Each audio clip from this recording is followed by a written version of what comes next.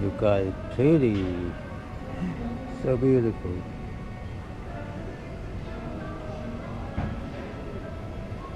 Take you home with me. ตัวใหญ่ๆก่อนออกมาก็มองออกมาเบิด ออกมาพอเบิ่งดู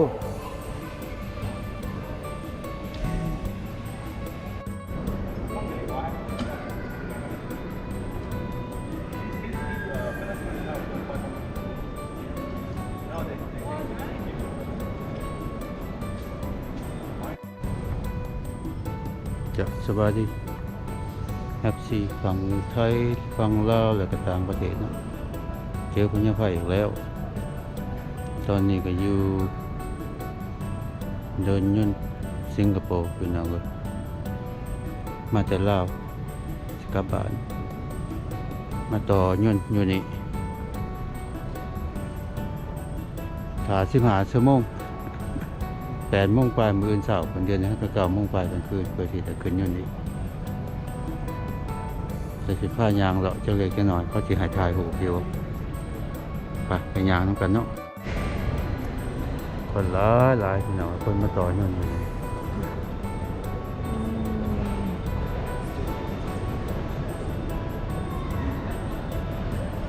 งามเลยแท้เดินยุ่นสิงคโปร์สะอาด incredibly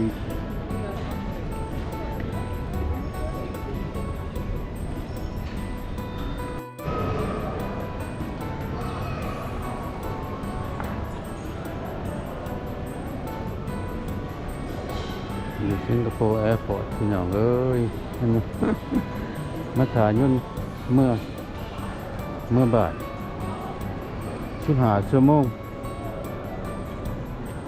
ยังอีกตอนนี้ก็9 โมงปลาย8 โมงเช้า8 โมง 45เป็นยุ่นตอนเช้าตอนนี้ก็9 โมงปลายตอนกลางคืน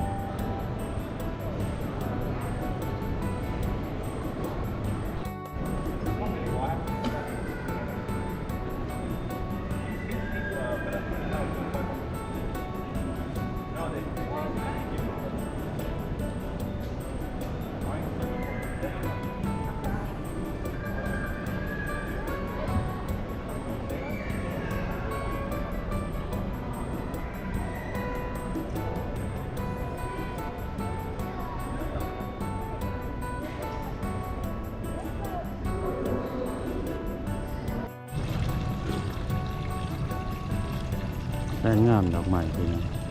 สวยนะครับ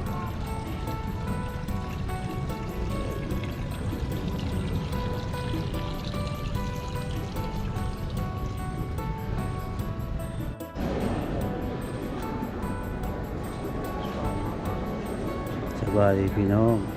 มาหาสิงคโปร์แล้วกำลังกินข้าวเลือกอาหารที่เป็นตอนเช้าสิมีหลายแนวปลาก็มีเบิ่งในหูคือสิเป็นแต่แสบเพิ่นมาออกมาแล้วคือบ่เป็นจังซี่สิแสบอยู่บ่นะลองกินกันเด้อพี่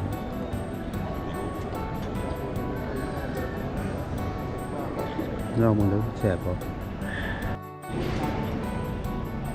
ทั้งงามทั้งใหญ่เลยเดินมิสซีเทอร์มินอลพี่น้องมันแล้วก็มีแต่บอลงามๆผมมีบอลตีจากบอล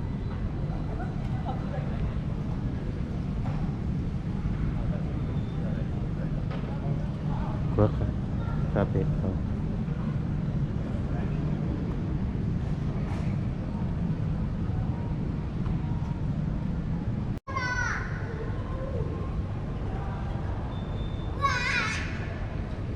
ไม่เคยสนพี่น้องเลย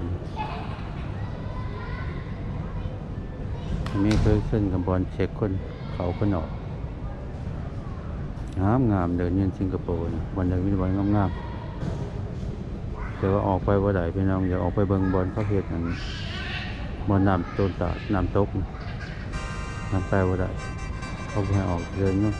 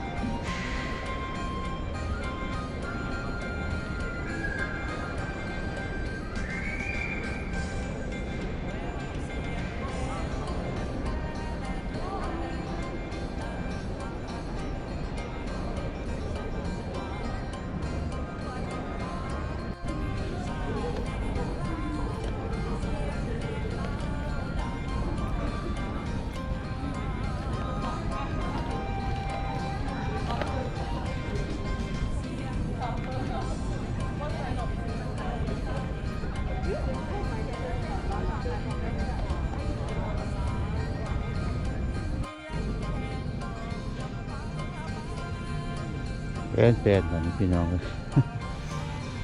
คนนอนกับคนกระโบมากเนี่ย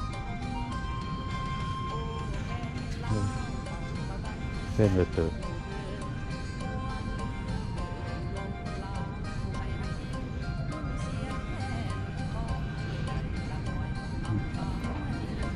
2 โมงอ่ะ2 โมงเช้าไปหา3 โมงคนบ่มี แห้งมันสิเนี่ย แค่นั้นเตออยู่ไปหาหรอกบนตอนคนร้ายกาถ่ายเขาว่าถ่ายตอนคนบ่มีแค่นั้น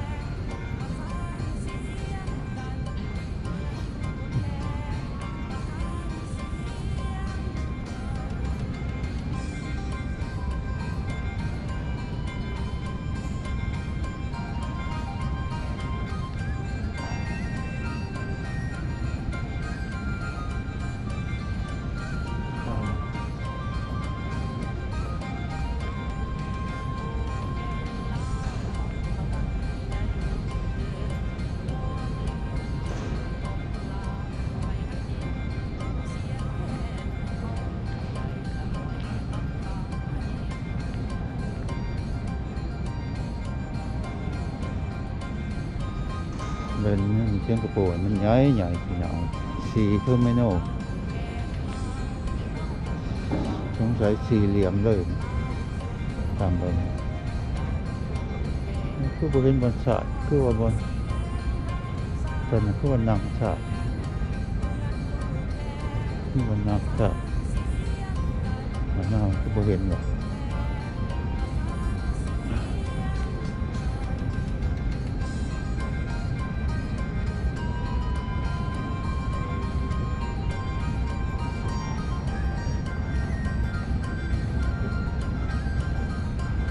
มันไม่ข้น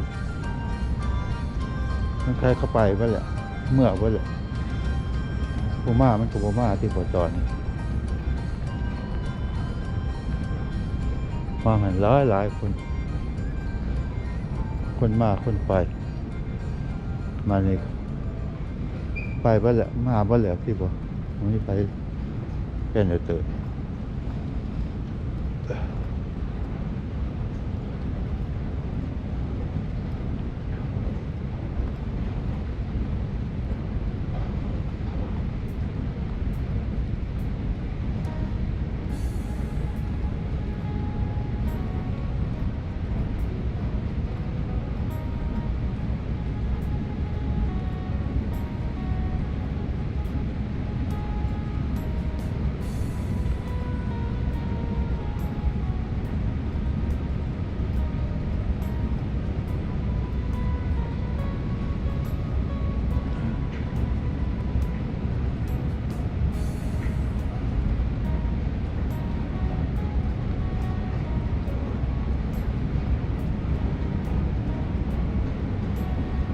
มันมีบนนอนพี่น้องเลยของเล่มมันมี2 อันมันบ่เบิดกันพ่อมานอนผืนสิบางคนก็นอนไปทั้งตัวตังคนก็นอนน้ำผืนบางคนก็บ่ได้นอนบางคนก็ถ่า3 ชั่วโมง 4 ชั่วโมงคนยะไพ่ถ่า15 ชั่วโมงคือบ่เห็นหรอเห็นบรรชาติ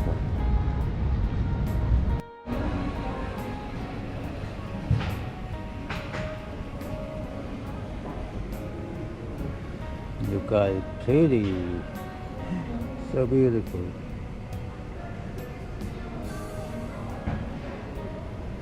You take you home with me ตัวใหญ่ๆป่ะออกมาก็มองออกมาเบิด ออกมาพอเบิ่งดู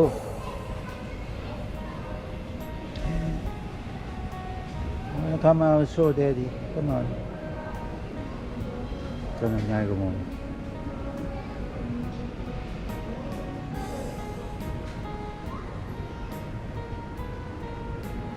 หลายตัวอยู่มองออกมาพร้อมกัน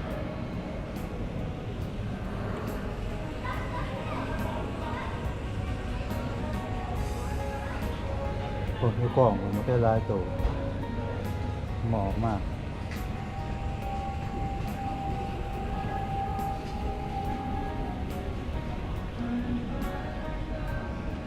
เขาบกเกลือมัน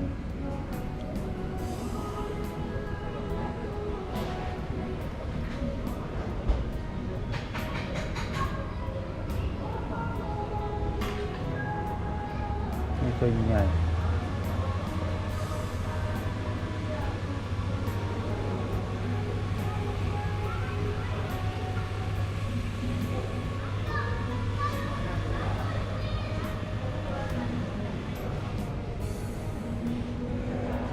ประมาณนั้นแหละพี่น้องครับหมอกมาก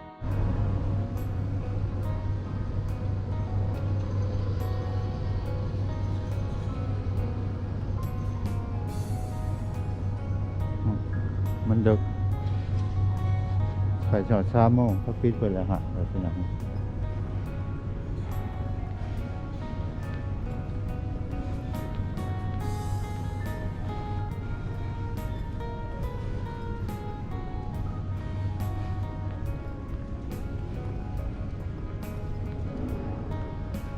วันจะพูดนะมันอยู่ช่องสีวันจอด